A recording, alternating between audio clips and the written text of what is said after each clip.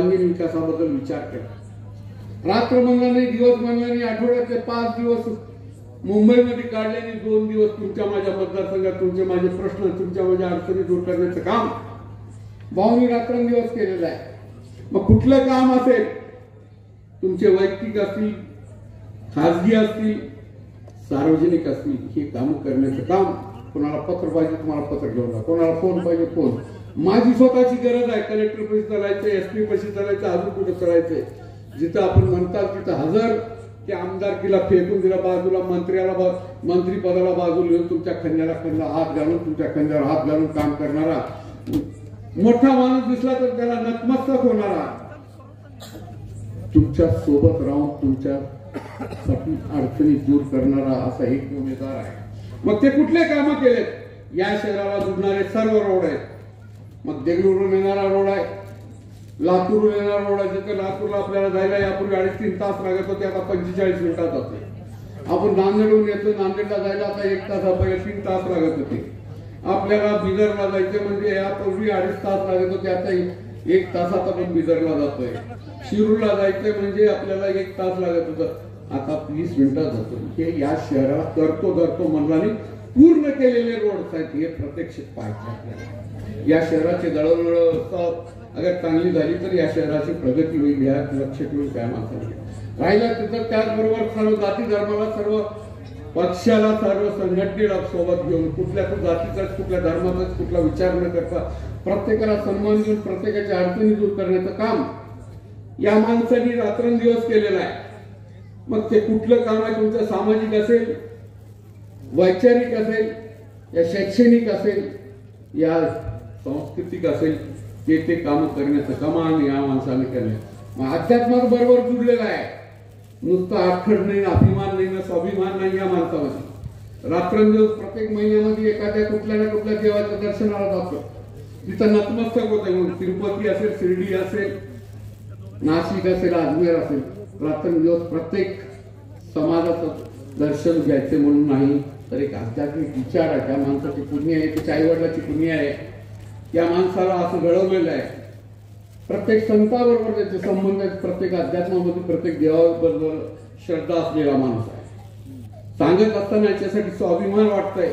नेतृत्व कसं असावं, नेतृत्व असलं असावं, तुम्हाला मला स्वाभिमान वाटावा असा नेतृत्व आहे। लोकांचं लग्न असेल हजर आहे, लोकांचा पाळणा हजर आहे, लोकांचा साखरपुडा हजर आहे, लोकांच्या इथं माती झाली त्याच्या मातीला हजर आहे, लोकांचा वाढदिवस आहे, तुमच्या सुखादुखात येणारा, रात्रंदिवस सर्वांना आपलं वाटणारा ना आपल्या बरोबर राहणारा असा एक उमेदवार इथं आहे। दुसरा 10 वर्ष काम केलं आणि 10 वर्षात 10 कामं केलेली, तसा उमेदवार विरोधात आहे। त्याच्यासोबत राहायचं का याच्यासोबत करणार आहे? ज्या माणसांनी या गावामध्ये सुरुवात झाली तिथल्या वीरशैव धर्माची, वीरशैव लिंगा धर्माच्या, तिथं लिंगाचं नुसतं करतो म्हणला नाही, 8 कोटी रुपये त्या माणसांनी त्या लिंगा भवनासाठी दिले। त्याच्या पुढे आलो आपण की बस स्टँडसाठी 20 कोटी रुपये दिले। त्याच्या पुढे आलो एक पंचायत समितीची एक 4 रूमची बिल्डिंग होती, त्याला 40 रूम केले, 4 मजली केले। त्याच्या पुढे जर आलो तशीच 4 रूम होते, 5 रूम होते, तिथं आज 2 मजली बिल्डिंग म्हणून 20 रूम होते। त्याच्या पुढे आलं तर 10 जागी 10 ऑफिस या शहरामध्ये होते। माझ्या मतदाराला कुठलीही अडचण होऊन 10 जागी जावं लागले म्हणून एकच बिल्डिंग, प्रशासकीय बिल्डिंग केले। त्या बिल्डिंग मध्ये सर्व प्रश्न सर्वांचे सुटतील असं याचा विचार करून त्या माणसाने केले। त्याच्या पुढे आलो छत्रपती शिवाजी महाराजांचं सभागृह तयार केले। त्याच्या पुढे परत या तुम्ही दवाखान्याची एक अशी सुसज्ज अशी बिल्डिंग केली, जिथे 36 डॉक्टरची तुमच्या माझ्या आरोग्याची व्यवस्था होऊन त्या आरोग्यासाठी ट्रॉमा केअर सेंटर उभा केलं। नुसतं केलंच नाही, आता लागले भविष्यात कोविड येऊ नये, भविष्यात येऊ नये, आलं तर त्याची ऑक्सिजनला जी अडचण होती, ताप होती, त्रास होता, ते भविष्यात आला तर कोणाच्या दारात जाऊन थांबायची पाळी घेऊन येऊन 1 सोडून 2 ऑक्सिजन प्लांट तयार केलेले आहेत। सांगत असताना स्वाभिमान वाटला पाहिजे, अभिमान वाटला पाहिजे आपल्या प्रतिनिधी बघा ते त्याच्या सोबत जर काही पुढे गेलंय। यात लातूरला एसपीचं ऑफिस नाही, तसं पोलीसचं ऑफिस केलेलं आहे, डीएसपीचं ऑफिस, लातूर जिल्ह्यात एसपीचं ऑफिस नाही तसं ऑफिस केलंय। पुढे आला तुमच्या इथं ह्या रोडनं सरळ गेल्यावर सुसज्ज असं 2 मजली रेस्ट हाऊस केलं। त्यात करत असताना त्या माणसांनी एका जातीचा, एका धर्माचा, एका बुद्धविहारासाठी बुद्धविहार बांधलाय, त्या जंगम समाजासाठी जंगम विहार बांधलाय, धनगर समाजासाठी अहिल्याबाई होळकरची पूर्णाकृती पुतळावर त्याच्याच पुढे जाऊन त्यांच्यासाठी सभागृह गेलं. सांगत असताना हे एकच धरणी मातंग समाजासाठी 14 कोटीचा बांधायचा. त्याच पुढे जाऊन मुस्लिम समाजाची शादीखाना, नुसता शादीखानाच केला नाही, मुस्लिम समाजासाठी त्यांच्या स्मशानभूमीसाठी जागा द्यायचं, वजू करण्यासाठी प्रत्येक त्यांच्या धर्माने वजू केल्याशिवाय प्रत्येक मस्जिद मध्ये वजूची व्यवस्था करून ह्या सर्व कामं करत असताना या शहराचा सर्वांगीण विकास, या शहरात जे आज आपण पाणी पितोय ती योजना आपण आपल्या काळामध्ये आपण पूर्ण केली होती. त्याच्या अटल अमृत योजनेमुळे या भाजप सरकारमुळे झाली होती योजना ते मंजूर. इथं भाजपचं सरकार होतं ते वरी भाजपचं सरकार होतं त्या योजनेमुळे ती योजना मंजूर झाली होती. कधी कुठे हात थापाड्या आमदार सुधाकर भालेराव म्हणतो की मी आणलोय, त्या योजना कुठं झाली, केव्हा झाली, कशी झाली, त्याची कशी मंजुरी मिळाली त्या एकालाही पता नव्हता. त्या अटल अमृत योजनेमुळे काही अटी आणि शर्ती घातल्या होत्या 22 अटी होती, ते पूर्ण केल्यावर ती योजना मंजूर झाली. मंजूरच झाली नाही, त्याची पाईपलाईन झाली, टाकी झाली, टेंडर झालं. त्याच्यानंतरची जी विहीर करायची होती त्या विहिरीसाठी तहसीलदारचे लोक अडवत होते. त्यावेळेस भाऊनी असा निर्णय घेतला, त्या लोकांना बोलवलं, त्यांची मिटिंग घेतली. पत्ता पाटील भोसले यांनी, पत्ता पाटील चिखलीकर त्यांनी अडवलं होतं. त्यांनी भाऊनी त्यांना पहाटे 3 वाजता 4 वाजता 5 वाजता बैठक बोलून तिथल्या कलेक्टरला इथल्या कलेक्टरला बोलवून निर्णय घेतल्यानंतर ती विहीर झाली. म्हणून आपण आज पाणी पितोय.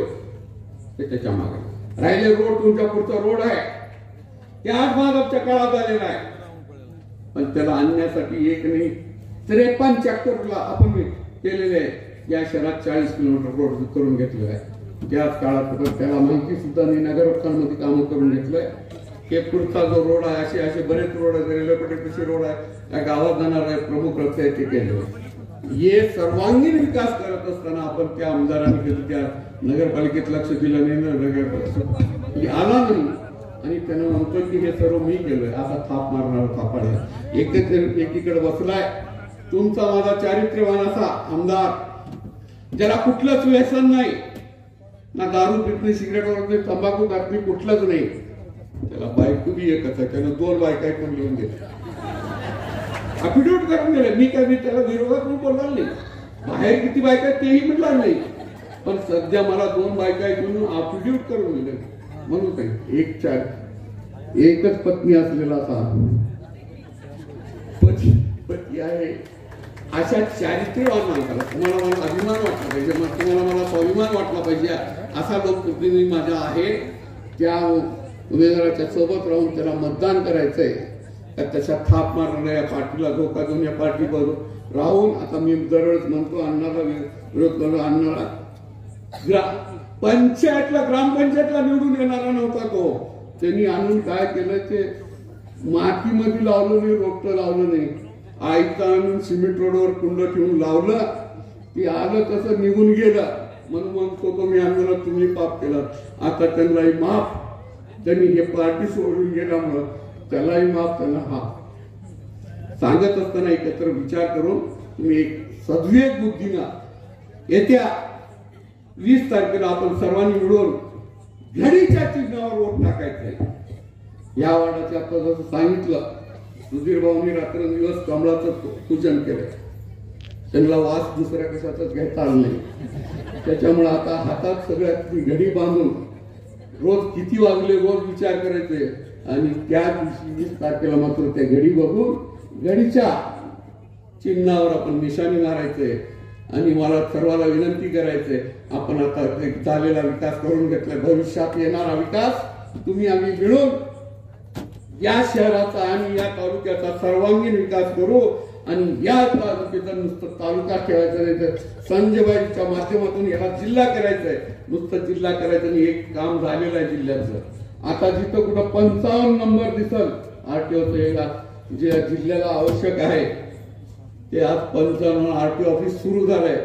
जेव्हा केव्हा तुम्ही आता जिथं 55 गाडी नंबर दिसल तिथं आठवण कोणाची येईल, त्या 55 नंबर पुढे बंद संजयभाऊ मनसुरे दिसले जातील या पूर्व भविष्याच्या काळामध्ये.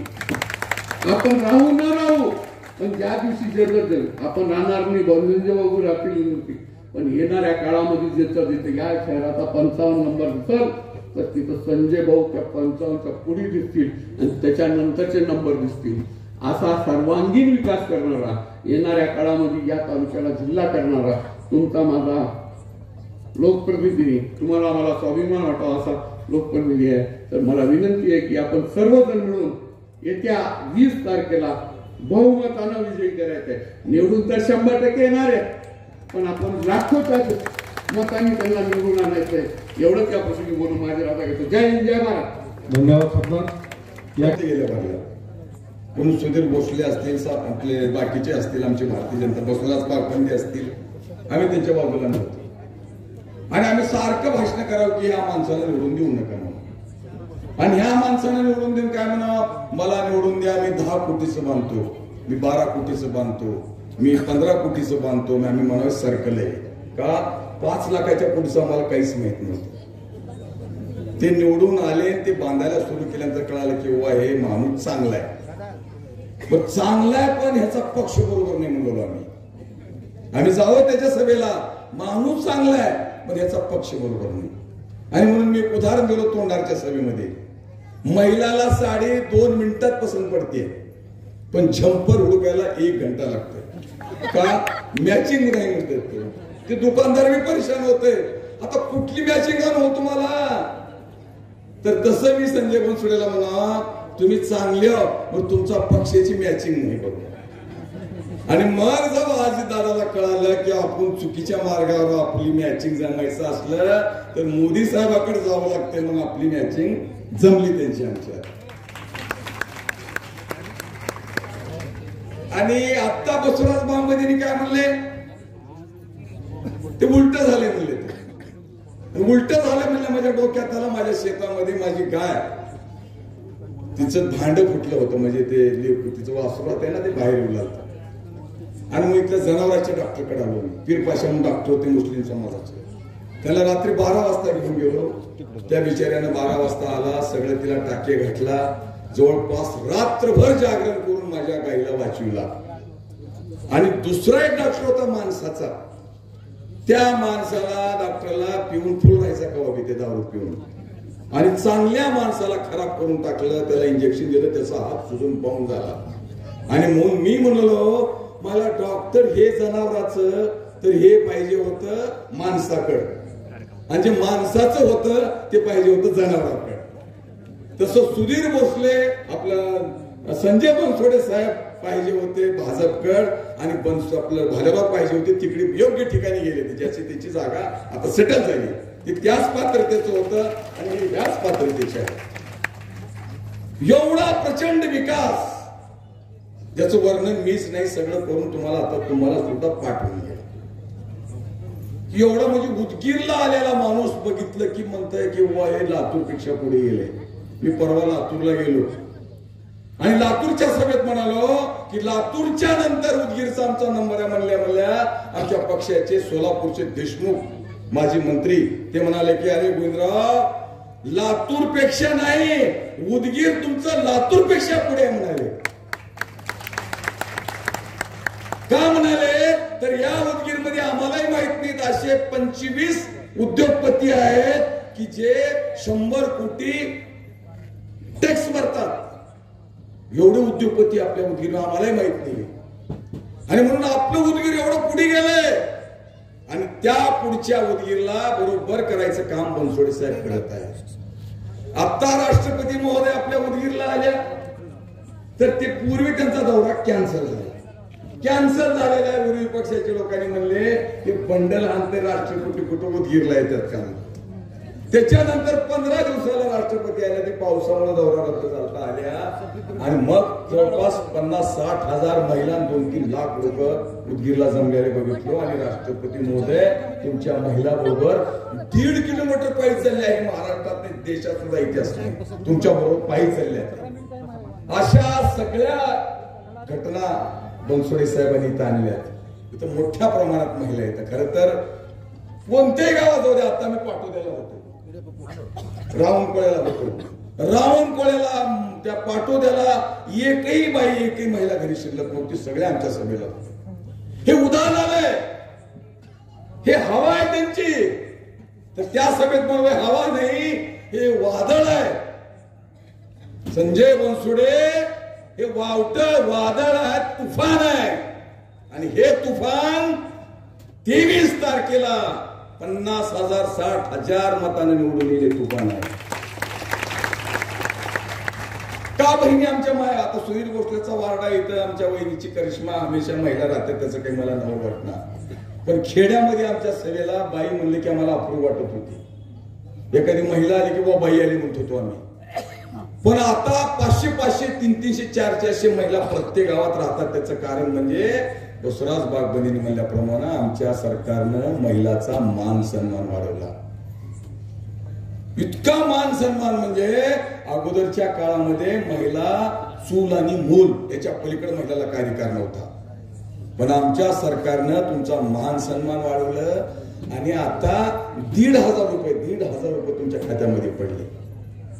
आता मला सांगा, तुमचे नवरे कुणाचे चांगले कुणाचे मी त्याचे वर्णन करत नाही, पण कोणी 10 रुपये सुद्धा तुम्हाला देत नव्हतं नवऱ्याला मागे. बस तुला काय कळतंय म्हणा आमच्या खेड्यात. तर बरं, आता तुमचं शहरातलं कसं आहे मला माहिती. बस तुला काय करायचे म्हणा. आता आमच्या खेड्यात उलट झालंय. नवरा म्हणतो आहेत का देवर 50 रुपये. किती दाब वाढला बघा बरं तुमच्या आता. तर हे दाब वाढवण्याचं काम आमच्या युतीच्या सरकारने केलेलं आहे. हे 1,500 आहेत. पण हा पठ्ठ्या गबरू निवडून आल्यानंतर तुम्हाला दुप्पट 3,000 रुपये होणार आहे. आणि म्हणून मी सगळ्या खेड्यात सांगत आहे की ही महिलाची जादू चालणार आहे. आता तुम्ही एक जादू, घरामध्ये जर नवरा बिघडला असला, भाऊ बिघडला असला, अजून कोणी बिघडला असलं, ते जर भालेराव म्हणत असलं किंवा त्याचं चिन्ह दुसरंच म्हणत असलं, तर त्याला कंट्रोल करायची जबाबदारी तुमची आहे. का? आमचा किती दाब राहू द्या बाहेर, घरी आमचा दाब चालत नाही. आमदार बी राहू द्या, मी बाहेरच आमदार, घरी माझे तर अजिबात. ही कधी DYSP राहू द्या, SP राहू द्या, की बाहेर सगळ्याला मारते, घरी गेले की गपची बसते. एवढा दाब तुम्ही. आता तर तुम्ही बहिणी इतक्या मोठ्या झाला की तुमचं सगळं चालतंय. आणि म्हणून मी एका आता सगळं उदाहरण सांगितलं आणि खरंच उदाहरण आहे. बायको सोबत संबंध चांगले ठेवा म्हणून मला ऐका. म्हणून संबंध आमचे काय खराब आहेत का?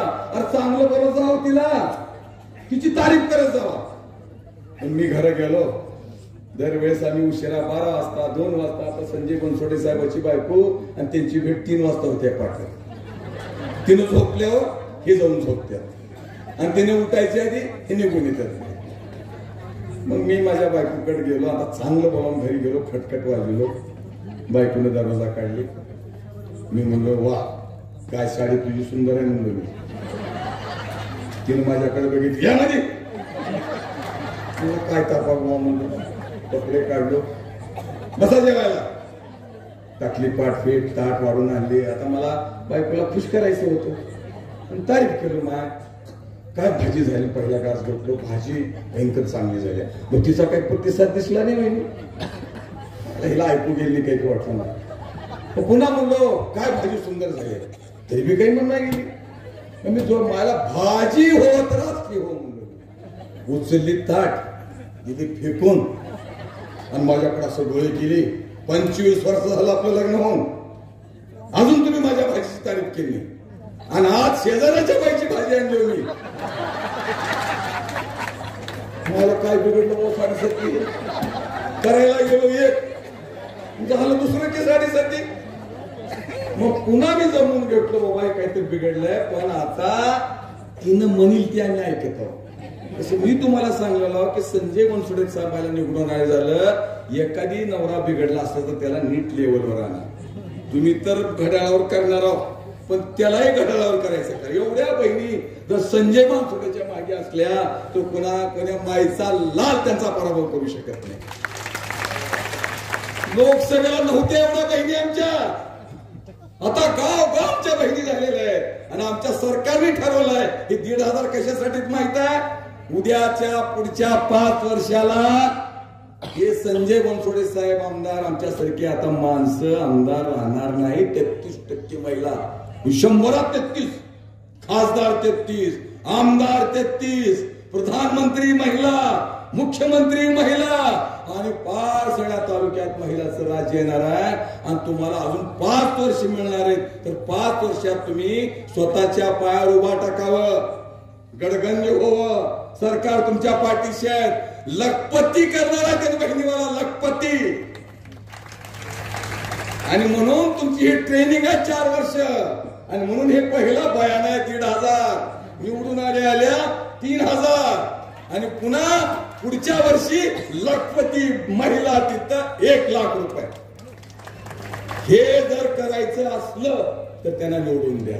आता तिकडे काय बालाराव साहेबांचा पक्ष काय म्हणतंय, ज्या दिवशी महिलाची योजना चालू 3,000ची झाली त्या दिवशी सगळ्यांनी म्हणले हे काय बरोबर आहे का, कुठून पैसे आणणार तुम्ही महिलाला चुक्या बनवता, असं म्हणत म्हणत कोर्टात गेले. का ही योजना बंद करा म्हणून. कोर्टानं म्हणाले तुम्हाला अक्कल आहे का, सरकारचा निर्णय आहे ते, त्याचा अधिकार आहे ते. हा बाजूला म्हणले. पुन्हा काय म्हणले, मला फ्रीज केले की आता मग आता काय करा, आम्ही 3,000 देतो म्हणले. आम्ही किती दिला ते काय म्हणतात, 3,000 देतो. पट्टी मागायला पोराले उदगीरचे माझ्याकडे, त्यांना पट्टी द्या. म्हणजे किती देऊ, 10,000 रुपये द्या. म्हणलो 10 काही नाहीत किंवा माझ्याकडे 2,000 देतो. अरे हक्क जमतो तुम्ही माझी आमदार. अरे बाबा 2,000 देतो नगदी आणि उधार 10,000 काढा. कोणते तुमच्या मनावर म्हणले माझ्या उदायचं काय 7.5 ते नगदी 2 बक्कल झाले म्हणले. आता त्याच्या 3ला जाणायच्या का नगदी 1,500 तुमचे 5 महिन्याचे 7,500 तुमच्या खात्यात पडले आणि त्याच्या उदीरला जाळायच्या का. दुसरा प्रश्न, आपल्या उदीरला पाणी कुठून येतंय, सावकार लिंबुटी धरण. आता 4 दिवसाला पाणी येतंय, फिल्टरचं पाणी आहे. आता लिंबुटीच्या धरणाचं पाणी जर तुम्हाला उदगीरला आलं नाही तर नळाला पाणी येईल का. लिंबुटीचं धरण म्हणजे मोदी साहेबाचं धरण आहे आणि बनसोडे साहेबाचं बँक म्हणजे ही पाईपलाईन आहे. मोदी साहेबांनी जर बंद केले तर इकडे पाणी येणार नाही आणि तुमच्या बहिणीवाचे कोणत्याच विकासाचे पैसे मिळणार नाही. वरी मोदी साहेब, खाली युतीचं सरकार, इथं बनसोडे साहेब. डबल इंजिन वर आणि ट्रिपल इंजिन आहे. 2 डबल इंजिन तिकडं आणि बनसोडेचे ट्रिपल इंजिन आहे. या ट्रिपल इंजिनाच्या पाठीशी आपण राहावं आणि बनसोडे साहेबांना निवडून द्यावर विनंती तुम्हाला करणार आहे. जाता जाता जोरदार घोषणा देतो मी. तुम्हाला सुद्धा बहिणी ऐकत नाही तर तुम्ही ऐकत नाही बघूत आपण. सगळ्यांनी हात वर करून घोषणा द्या. मी काही जरी म्हणलो तर तुम्ही म्हणायचं संजय भाऊ म्हणायचं. बोल साथियो, बोला की तुम्हाला मिळाले का 1,500? नको का तुम्हाला. काही म्हाताऱ्या उठल्या आम्हाला 75 वर्षाच्या पुढच्या म्हाताऱ्या पण होत्या ते, पण एसटीचं फुकट मिळवून 75 वय केलं, पुन्हा फिसकलं म्हणलंय ते. तर ते नाराज होते आम्हाला कडून काय बी दिली त्याला आम्ही दोषी आहो का. आणि म्हणून बोल साथियो और जोर से म्हणा की बोल साथियो, जोर जोर से और जोर से दाएं से बोल.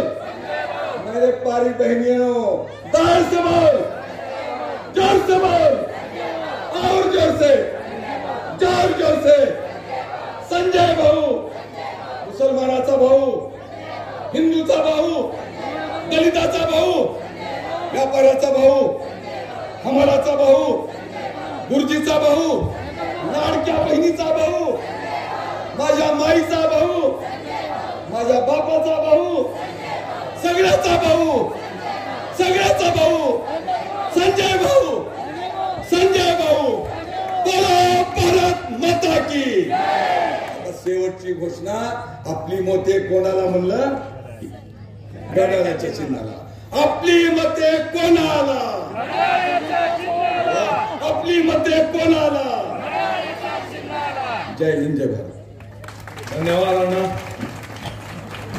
वातावरणाची चांगली निर्मिती या ठिकाणी झालेली आहे. आपल्या सगळ्यांच्या अंगातला आळस निघून गेलेला आहे. भाऊ, एक 8-10 दिवसापूर्वी माझी उषाताई सोबत भेट झाली होती. मी उषाताईंना बोललो, ताई तुमचं तर तिकीट कटलंय, आता एक विनंती आहे, संजय भाऊचा प्रचार करा. त्यावेळेस त्या काँग्रेस मध्ये होत्या. तर त्या बोलल्या, हसल्या थोडा. एवढंच त्या ठिकाणी घडलं. आणि आज साक्षात आपल्या सोबत आहेत. त्यांचं जोरदार टाळ्या वाजून सर्वांनी स्वागत करायचं. भाऊ, आपण जे जे नवं ते उदगीरला हवं हा विषय तर तुम्ही घेऊन चाललातच, पण उदगीरकरांची आणखीन एक वेगळी मागणी आहे. ज्या देशमुखांनी उदगीरची रेल्वे थांबवलेली आहे ते उदगीरला रोज रोज आली पाहिजे, म्हणजे दैनंदिन झाली पाहिजे. ही रेल्वे उदगीरहून दैनंदिन झाली पाहिजे याच्यासाठी, आणि तिरुपतीला जाण्यासाठी सुद्धा आठवड्याले 3 दिवस आहे, तीही रेग्युलर झाली पाहिजे याच्यासाठी आपण काम करावं एवढी या ठिकाणी विनंती करतो आणि आपल्याला मार्गदर्शन करण्यासाठी विनंती करतो. धन्यवाद.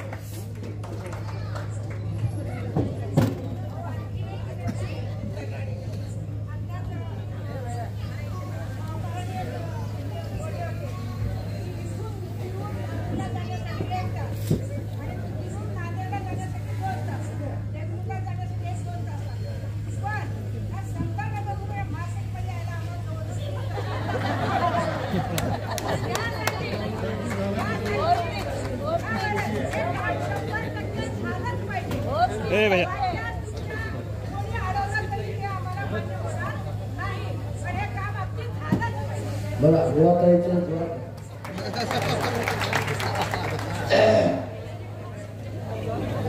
आवाज पूर्ण बसलाय. उदगीर जळकोट विधानसभा 2024 महायुतीचा उमेदवार म्हणून आपल्या वार्डामध्ये आपल्या सगळ्यांचे आशीर्वाद घ्यावे, आपल्याशी संवाद करावा या हेतूला आज हे भव्य दिव्य अशी प्रचार सभा या ठिकाणी आयोजित केली.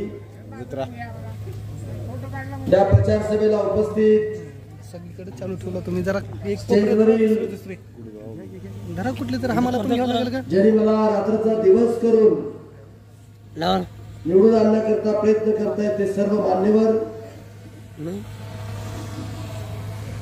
ज्यांच्या आशीर्वादानं मोठ्या मताधिक्याने मी निवडून येणार आहे, ते सर्व माझे बहादर मतदार, माझे बंधू, माझे वरिष्ठ, माझे तरुण मित्र आणि माझ्या सगळ्या माझ्या बहिणी, मी लाडक्या बोलणार नाही, सगळ्या लाडक्या सगळ्याच बहिणी आहेत, सगळ्या माझ्या बहिणी. तर एवढ्या मोठ्या संख्येनं तीही या वार्डात उपस्थित राहिल्यात आदरणीय वहिनी साहेब, सगळ्यांचे मनापासून अंतःकरणापासून लाख लाख या ठिकाणी आभार मानतो. ही जी सभा या ठिकाणी आयोजित केली त्या सभेचे मी पहिल्यांदा संयोजकाचे या ठिकाणी मी आभार मानतो. त्याच्यामध्ये उत्तरताई कलबुर्गेताई असतील, आम्हा सगळ्यांचे मार्गदर्शक आदरणीय सुधीर भोसले साहेब असतील, आदरणीय आनंदताई चिमेगावीताई, संदीप देशमुखजी, आदरणीय आमचे मित्र साईनाथ चिमेगाव साहेब, सुनील कलबुर्गे, पप्पू भोसले, भागवत धोंडगे, लालू वाडेकर आणि सर्व महायुतीचे पदाधिकारी, भारतीताई तर आहेच ना, भारतीताई भोसले, सगळ्यांचेच मी सर्वांचे मनापासून पहिल्यांदा एवढी सुंदर आणि एवढी सुनियोजित सभा या ठिकाणी आयोजित केली, मनापासून अंतःकरणापासून पहिल्यांदा तुमचे आभार व्यक्त करतो. अनेकांचे भाषण ऐकलात, मला फक्त आता 20 मिनिट राहिले. 2019 ला तुमच्या सर्वांच्या आशीर्वादानं एक सर्वसामान्य कार्यकर्ता या भागाचा आमदार होण्याची संधी तुम्ही या ठिकाणी मला प्राप्त करून दिली. आणि तुमच्या मतामध्ये एवढी पवित्रता होती, तुमच्या मतामध्ये एवढी शक्ती होती की पहिल्यांदाच आमदार झाल्या मला राज्यमंत्री पदाची संधी त्या ठिकाणी भेटली. आणि आता महायुतीमध्ये कॅबिनेट मंत्रिपदाची त्या ठिकाणी संधी भेटली. आणि या मंत्रिपदाच्या कार्यकाळामध्ये मी कशा पद्धतीने उदगीर विधानसभा मतदारसंघामध्ये मी काम केलं तुम्ही उघड्या डोळ्याने त्या ठिकाणी पाहिलेलं आहे. आता विकासाच्या बाबतीमध्ये माझ्यापेक्षा चांगलं तुम्ही सांगता. आता माझी इथं साक्षी कुठे गेली, ती माझी लेख आता बोलली, एवढे सुंदर बोलली की आपलं शहर एखाद्या मेट्रो शहर सारखं असलं आहे असं ती सांगत होती. जे मेट्रो शहरामध्ये फॅसिलिटी आहेत ते आपल्या उदगीरमध्ये निर्माण केल्यात असं ती बोलत होती. आणि आपला कॅन्डिडेट योग्य आहे असं सुद्धा सांगत होती. बरोबर आहे साक्षी? मला कळालं नाही इंग्लिश, या अंदाज तिथे कळत नव्हतं.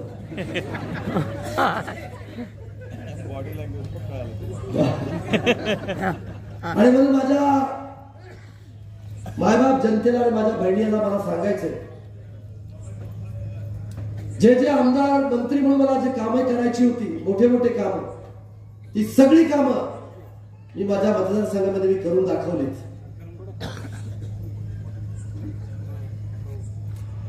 पहिल्यांदा तर आपल्या उदगीर शहराला जे मुख्य रस्ते असतात ते मुख्य रस्ते जर चांगले झाले तर त्या शहराचा विकास होत असतो. म्हणून मुख्य रस्ते कोणते होते? आष्टामोड ते लातूर, जाम ते तोगरी, बिदर, नांदेड, शिरू ताजबन, हे पहिल्यांदा सगळा विचार करून सातत्याने त्याच्यावरती प्रयत्न केला आणि आता ते चांगल्या पद्धतीचे रस्ते त्या ठिकाणी झाले. आता नळेगावचा जर ब्रिज झाला तर 40 मिनिटांमध्ये आपण लातूरला जातो, 1 तासामध्ये बिदरला जातो, 1 तासामध्ये नांदेडला जातो, 20 मिनिटांमध्ये शिरू ताजबनला जातो. आणि आदरणीय ताईने जी मला प्रश्न केला, ताई आज माझ्या बहिणीवाला माझ्या भावाला सगळ्यात त्रास जर कुठला होता असेल उदगीर शहरामध्ये तर तो ट्रॅफिकचा होता. ते कशामुळे होते ताई? की आपण रिंग रोड केला पण तो अर्धवट रिंग रोड झाला होता. आणि म्हणून मी हे तर काय लगेच चालू होईल, ट्रॅफिकने बाहेर जाईल, पण हे पण इथला मार्केटचा ब्रिज तुम्हाला 1 वर्षाच्या आत मी करून दिल्याशिवाय राहणार नाही. हाही शब्द मी तुम्हाला देतो. मी आता तालुक्यावर बोलणार नाही, मी फक्त शहराचं बोलतो. आता आज पाणी पुरवठ्याची योजना पूर्ण झाली. त्या योजनेमध्ये बागवणे साहेब असतील, निटोरे साहेब असतील, मनोज फुदाणे साहेब कुठे गेले? त्या सगळ्यांनी खूप सहकार्य त्या ठिकाणी केलं. अनेक वर्षापूर्वी ती योजना मंजूर झाली होती, पण कुण्या ना कुण्या कारणानं अडचण येत होत्या. योगायोगानं बघा ना, म्हणजे ज्या तुम्हाला सुविधा पाहिजे होत्या, रस्ते पाहिजे होते, सार्वजनिक बांधकाम खात्याचा राज्यमंत्री झालो, पाणी पाहिजे होतं त्या पाणी पुरवठ्याचा राज्यमंत्री झालो, एन्व्हायरमेंट तुम्हाला पाहिजे तर झाडा लावा झाडा जगवा त्या पर्यावरण खात्याचा मी मंत्री झालो. म्हणजे जे जे तुम्हाला पाहिजे होतं त्याच खात्याचा मी मंत्री झालो. आणि म्हणून मी तिथं खूप काम केलं. आज पाणी आपल्या उदगीर शहराला जे 15-20 दिवसाला मिळत होतं आणि बनशेळकीचा जर डॅम कधी दुष्काळ पडला तर पाणी त्या ठिकाणी मिळत नव्हतं. आता कायमस्वरूपी शहराचा पाण्याचा प्रश्न त्या ठिकाणी सोडवला. पाण्याचा प्रश्न सुटला. आता सगळ्यात महत्वाचं म्हणजे जसं पुणे मुंबईला साक्षी रसी म्हणाली की तसं आपल्याला करण्यासाठी अंडरग्राउंड ड्रेनेज करायचं. आणि मी तो संकल्प केला, ती योजना मी मंजूर केली. 400 कोटीची ती योजना आहे. पहिला हप्ता 150 कोटीचा त्या ठिकाणी आला, त्याचं टेंडर त्या ठिकाणी झालं, त्याचं भूमिपूजन आपण त्या ठिकाणी केलं. सगळं शहर पूर्णपणे आपल्याला अंडरग्राउंड करायचं. एक ही मच्छर किंवा एक ही घाम आपल्या उदगीर शहरामध्ये दिसता कामा नये याची व्यवस्था आपण त्या ठिकाणी केली पाहिजे. म्हणून आपण अंडरग्राउंडची योजना आपण मंजूर केली. ते पूर्ण झाली की आदरणीय सावकारांनी ज्यावेळेस त्यांच्या कार्यकाळामध्ये अतिशय चांगल्या पद्धतीचे रस्ते त्या ठिकाणी केले होते, पण पाणी पुरवठा योजनेमुळे ते उखडले गेले. आता अंडरग्राउंड ड्रेनेजमुळे सुद्धा ते उखडणार आहे. आणि ते एकदा पूर्ण योजना झाली की आपण जेवढे पैसे लागतील, 1100 कोटी लावून द्या, 1200 कोटी रुपये लावून द्या, जेवढे पैसे लागतील तेवढे रस्ते चकचकीत आणि सुंदर करण्याचं काम भविष्यकाळामध्ये आपल्याला त्या ठिकाणी करायचंय. आणि मी ते तुम्हाला करून दाखवणार. अशा अनेक गोष्टी आपल्याला त्या ठिकाणी कराव्या लागणार आहेत. आदरणीय सर्व नेत्यांनी सांगितलं, उदगीर जिल्हा निर्मितीसाठी जे जे काही इन्फ्रास्ट्रक्चर लागतं ते सगळं आपण उभा करून ठेवलंय. एक जिल्हा करायचा म्हणला की त्याला 1100 ते 1200 कोटी रुपये फक्त लागतात. फक्त 1100 ते 1200 कोटी. आपल्या मतदारसंघामध्ये आकडेवारी बघा, गावची बेरीज आणि गल्लीतली म्हणजे वार्डातली बेरीज सोडून द्या, हे सगळे सोडून बेरीज 6 ते 6,500 कोटी रुपये आपल्या मतदारसंघामध्ये आपण त्या ठिकाणी आणले. आणि म्हणजे आता 1100-1200 कोटी आपल्याला लागणार नाही. आता महाराष्ट्रामध्ये 22 जिल्हे प्रस्तावित आहेत. त्या 22 जिल्ह्यामध्ये जर मेरिट जर काढलं सावंत भाऊ, तर सगळ्यात मेरिट कुठलं येणार आहे, तर आपल्या उदगीरचं त्या ठिकाणी येणार आहे. आणि म्हणून महाराष्ट्रामध्ये देशामध्ये छोटे छोटे राज्य ज्यावेळेस होतील आणि महाराष्ट्रामध्ये ज्यावेळेस जिल्हा निर्मितीचा विषय येईल त्यावेळेस पहिल्यांदा मेरिटवर कुठला असेल तर आपला उदगीर त्या ठिकाणी होणार आहे. आणि म्हणून तुम्हाला माझ्या बहिणीवाला आणि माझ्या भावाला आणि माझ्या जनतेला मी शब्द देतो